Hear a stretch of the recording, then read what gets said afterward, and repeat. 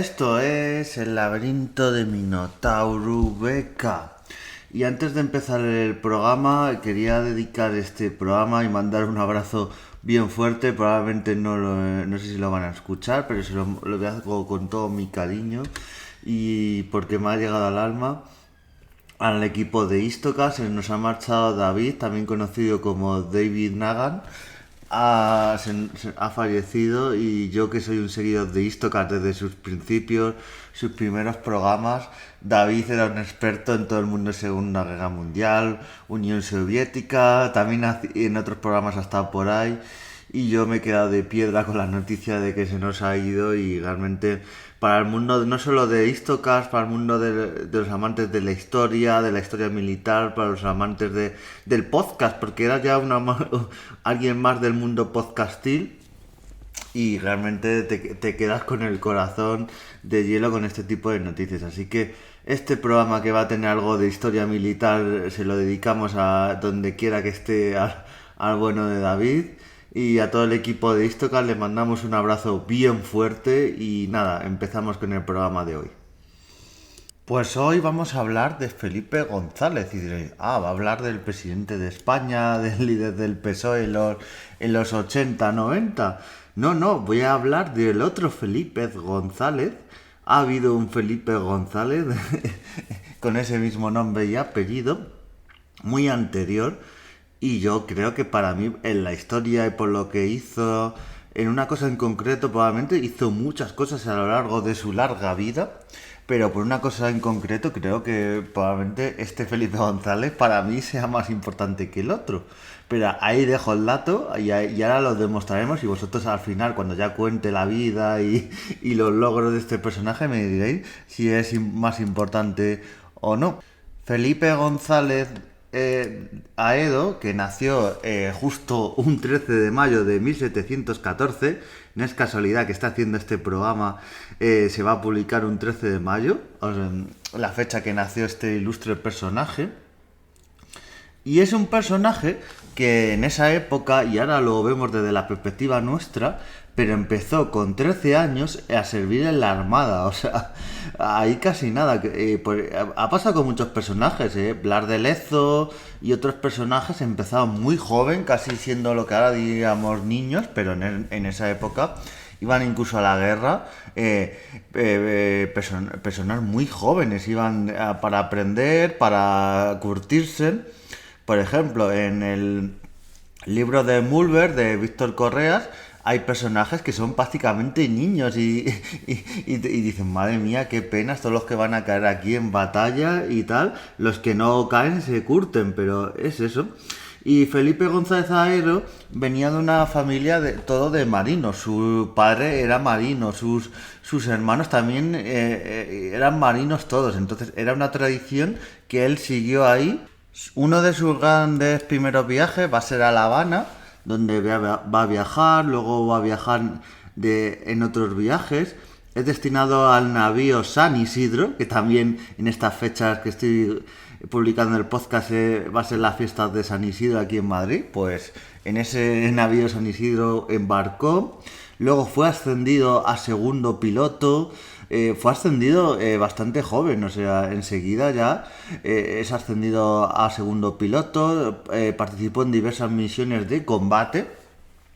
Y luego, con esa gran experiencia, a pesar de su juventud, ese mismo año asciende a primer piloto y es destinado al paquebote Marte, donde toma varias misiones de escolta hasta que en agosto de 1735 regresa nuevamente a Cádiz. Cádiz, ¿qué decir de Cádiz? Lo que diríamos la casa de los navegantes, de los marinos. Ahí él ya vamos a ver que es donde va a vivir gran parte de su vida y va a ser un sitio al que le va a tener muchísimo cariño. En 1736 va a viajar a Veracruz, embarcado en el navío Incendio. Y en 1737 regresa a España, integrado en la flota de Manuel López Pintado, a bordo del navío Europa, y a las órdenes de un tal Benito Antonio Spínola. Spínola, este apellido de grandes generales y todo ello, he mirado y sí es descendiente de línea indirecta, pero sí es descendiente del Spínola de que conocemos de la época de los tercios y de todo ello. O sea que curiosidad de este Benito Antonio Spínola, que probablemente más adelante en otro podcast profundicemos sobre su vida y ahí le tengamos. Pues eso, va luchando en un sitio, en otro, va a ir curtiéndose. Y va a estar en la guerra del asiento, lo que mucho conocemos como donde precedió a la batalla de la Cartagena de Indias, esta batalla mítica en la que estuvo Blas de Lezo, pero en la que también estuvo marinos de mucha enjundia.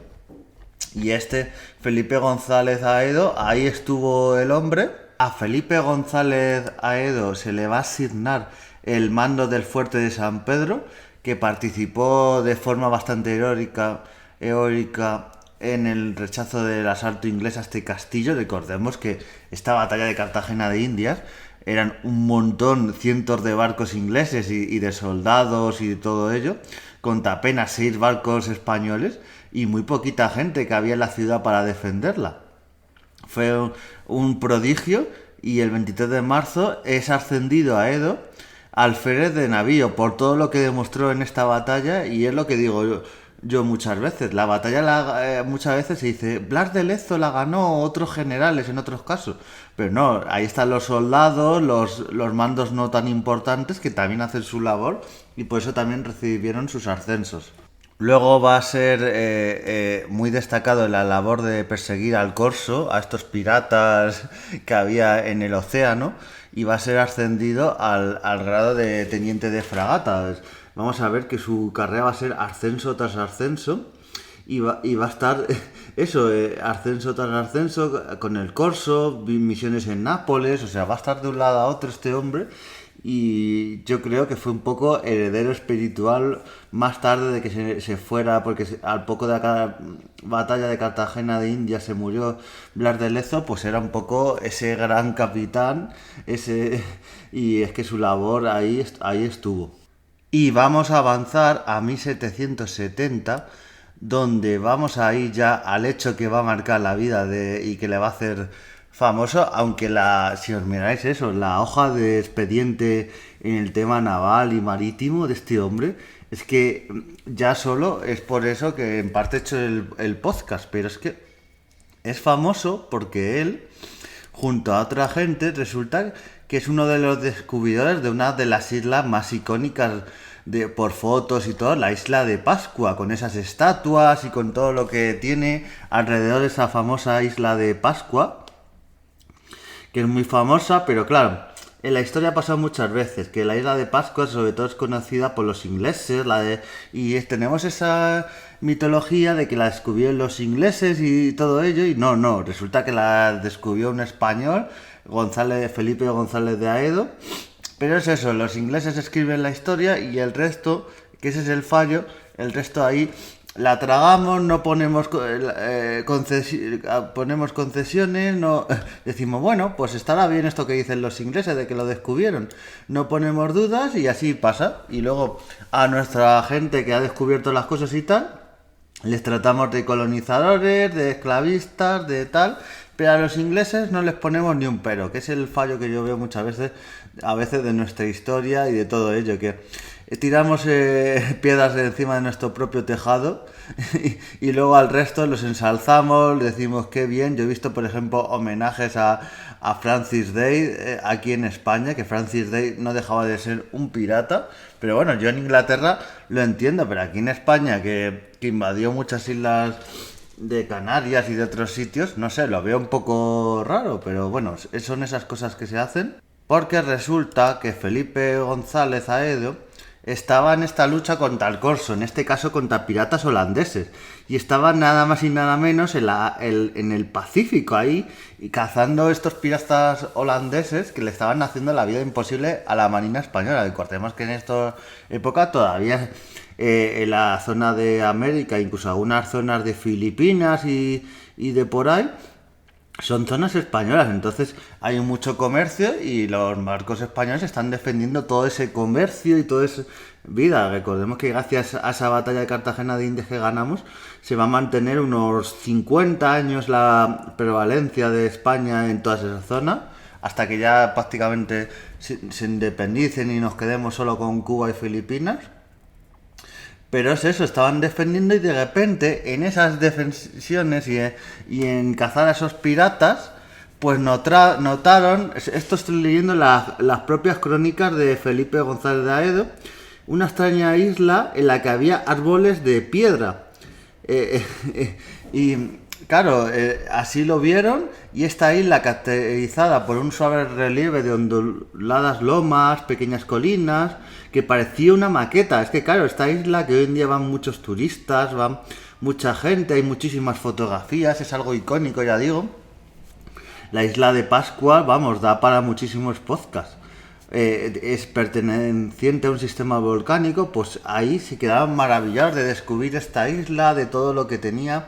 Esta isla era misteriosa, mágica, con un punto de magnetismo. Y bueno, los propios piratas holandeses intentaron hacer escala también en esta isla, pero no pudieron. Y fue Felipe González de Aedo el que pudo ahí, con sus hombres y todo, con esa diplomacia que siempre hemos tenido los españoles, porque se dice muchas veces que por ejemplo, en América y otros sitios íbamos a sangre y fuego, destrozábamos todo, y no es muchas veces verdad. Se hacían relaciones diplomáticas con la gente de esos sitios. A ver, muchas veces también es verdad, muchas veces acababa la cosa como acababa a tortas, pero porque muchas veces las intenciones también no dejaban de ser ir para lucrarse. Pero no iba ni ¡pum! Hola, buenas tardes y te masacro, como pasaba en cierto al norte de América con ciertos ingleses y las tribus indias, que esos poca diplomacia ahí había. La diplomacia era o te vas o te mato, o sea. Pero aquí sí, Felipe González tiró de sus contactos, tiró ahí de su diplomacia y fue hablando con estas tribus y bueno. Hay planos de esa época en el Museo Naval, incluso de Madrid.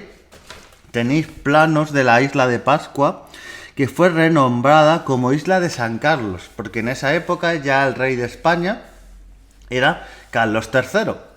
Entonces fue renombrada, hicieron obras, o sea, esa isla se puede visitar y hay restos todavía de lo que hicieron los españoles.